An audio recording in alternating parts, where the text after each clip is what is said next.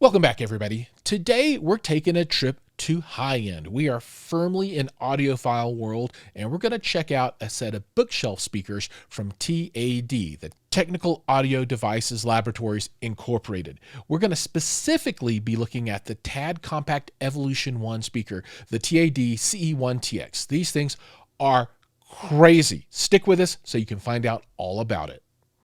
Before we get started, if you're into tech, hi-fi, or movies, be sure to push the subscribe button for new weekly videos.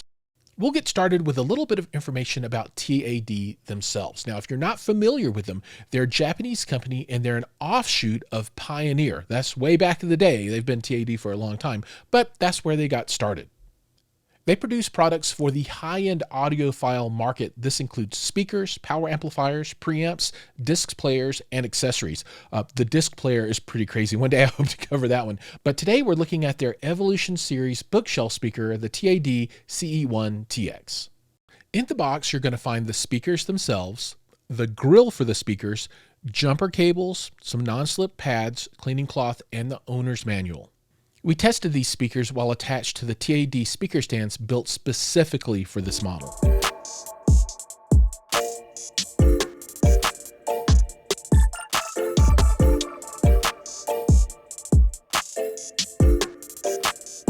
Let's talk a little bit about the technology included in these speakers, and there's a lot of it. So at the top of the speaker, you're going to find a concentric driver, and TAD calls it a coherent source transducer, or CST. You've seen this technology, or at least similar technology, in other speakers. That means that there's a small tweeter in the middle with a mid-range driver around that tweeter, right? So that it's kind of like 2-in-1, not a coaxial, but a concentric driver.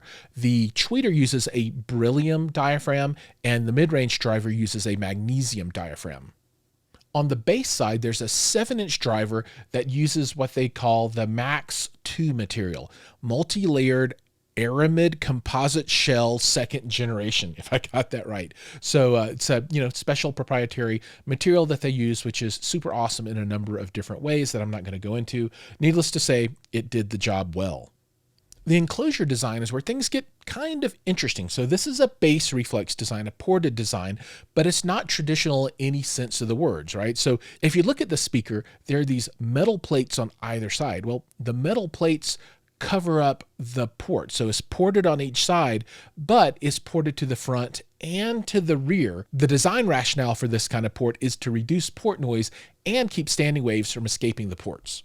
On the rear of the speaker, you'll find 2 sets of 5-way binding posts and the jumper.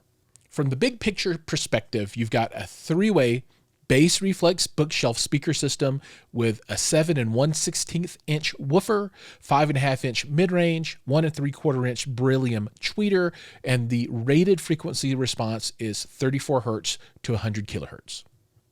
Now let's take a look at some measurements here. And I've got 2 measurements for you. These are both in room, so no anechoic chamber here for me. But I think we can tell a really good story with these speakers, and it's actually pretty impressive. So this top line, this is near field, right? So this has got the least amount of room interaction going on. And then the same speaker measured about 9 feet away at my main listening position is this bottom line. So you can see that the room does stuff as you would expect, but even with the room doing a lot of stuff, you don't see a huge variance, right? The large gaps here are 5 decibels, and the room is having the most impact here at about 155 Hertz. And then over here at 35-ish Hertz, there's some pretty big boost. But you can see near field, everything is pretty consistent in a plus or 5 minus decibel range. And the 2 things that I always like to look at are, how do things really work above 10K and then on the bass end? Where do they start rolling off? And it's very clear that these fall off the cliff at 35 Hertz for sure, right? So that's where they drop hard. They start trending down maybe. Gosh, it's really hard to tell. I guess maybe that's where they really start falling off at. They make it down to 35, and then from there, they're gone. So if you're looking for that super, super low end, you're going to want to supplement with subwoofers, which is what I do with all bookshelf speakers. And we'll talk about how that worked out at the end as I give a final recap. On the high end here, you can see these things are pretty much flat all the way through 10K, all the way up to 20K. So I would call this a neutral to warm speaker. It's not cool by any stretch of the imagination, but all in all, very linear, great response. And this is what you want to see a speaker do: be very neutral and present the music as it was designed by the artist. Now let's do a few demos. Now, your speakers aren't going to do these justice, so just know that you're getting just a small slice of what you're going to actually hear in real life with these. And TAD, please don't hate me because of the music I chose. This is stuff that you would never hear at any kind of audio show, and these speakers, I'm sure, have never played at least 2 of these songs before. First up, Radiohead, Everything in Its Right Place.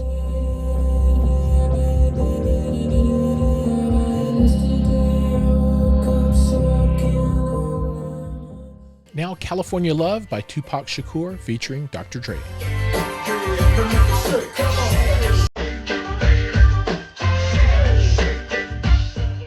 And finally, a male vocal, Tupac Shakur, Hail Mary.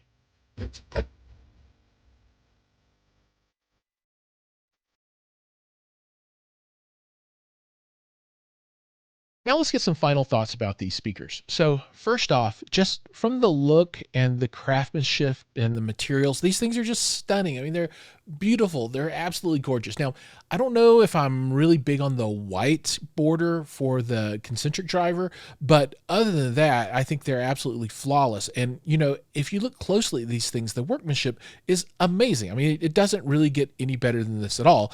These are awesome. From an audio perspective, I mean, these are second to none. The image that these speakers produced was as solid as any that I've heard from any speaker. It was just stunning. I mean, the vocals, the instruments, you could just pick them out of the air and you could feel them move around as they moved inside of the music. And it gave you that live feeling. It was really astonishing, just outstanding. The bass response on the speakers was good. However, I did supplement with a subwoofer, and that did really bring in some authority down at the bottom. That's going to be true pretty much of every bookshelf out there. They can only do so much with a single 6, 7, 8-inch driver. So you're going to have to tune these to your taste. If they have enough bass for you, and I think for maybe 80% of the folks out there, they're going to be perfect just as they are, then use them as they are. For those that do need a little additional low end, so if you like a lot of electronica or organ music or something that's got, content down to 20 hertz, then you'll need something to supplement that to get that last octave. And if you do that, then you'll really have that fully rounded sound. But, if you don't listen to that kind of music and you don't have audio content down there, then there's nothing extra needed at all. I give these a solid 4.9 out of 5. And the only reason they don't get a 5 out of 5 is simply because you have to be able to afford them. And, they're not inexpensive speakers. We are firmly an audiophile world here. But if you can afford them and you are a connoisseur of fine sound and you need something on the smaller side, right? So you don't want towers for whatever reason, you should absolutely give these a look. Go out to a show, find them, find a dealer that's got a pair on display and listen to them critically. Sit in front of them, close your eyes, and then you can point at the singers and the instruments. It's just amazing. All right. With all that said, we're going to go ahead and close out for the day. Thank you so much for watching. Like, subscribe, ring the bell, do all those things, and I'll see you in the next video.